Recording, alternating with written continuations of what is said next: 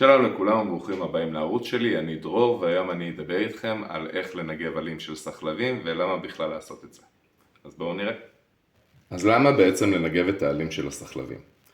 אז כל הצמחים בטבע בעצם מייצרים לעצמם את המזון שלהם, את האנרגיה הדרושה להם להתפתח בעזרת העלים שלהם. הם עושים את זה בעזרת שני דברים נורא חשובים בתוך העלה. אחד זה הכלורופיל, שזה החומר הירוק שבעצם משתתף בתהליך קליטת אור השמש, והשני זה איבר שנקרא פיוניות, שבעצם יש לזה צורה של פה שנפתח ונסגר בתהליך חילוף הגזים. ברגע שמצטבר אבק על העלים, אז גם הכלורופיל וגם הפיוניות מתקשים בעצם לעשות את מה שהם צריכים לעשות. ולכן מומלץ מאוד לנגב מדי פעם את העלים של הסחלב, כדי לאפשר לו לייצר כמות אנרגיה יפה שתעזור לו להתפתח כמו שצריך. אז איך אנחנו עושים את זה? הכנתי כאן תה רגיל, תמיסה של תה, יש לו צבע כהה, יפה, והכנס לי לבפנים חתיכה של צמר גפן. אני סוחט את הצמר גפן בעדינות,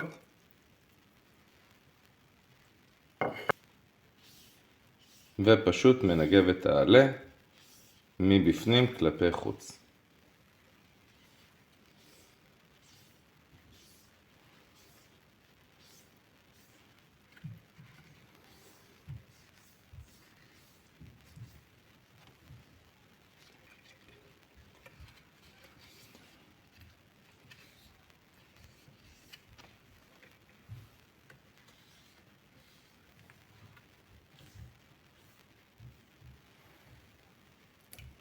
כשאני מסיים לנגב את העלים, אני לוקח נייר סופג ופשוט מנגב את השאריות.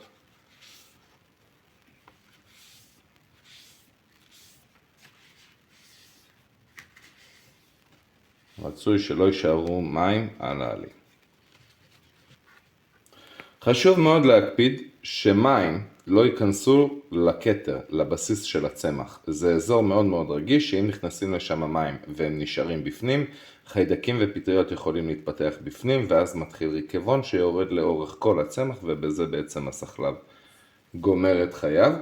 לכן אם נכנס קצת מים, אז אפשר לנגב אותם ולייבש.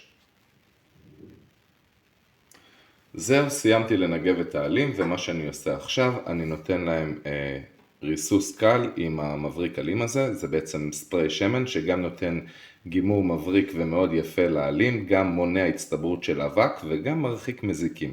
אני פשוט לוקח את הסחלב, נותן ניעור קל,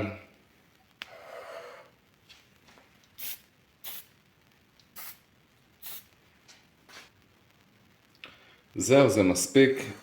ריסוס קל באמת עושה את העבודה, נותן גימור מאוד מאוד יפה ומבריק לעלים, גם מרחיק את האבק וגם מרחיק את המזיקים.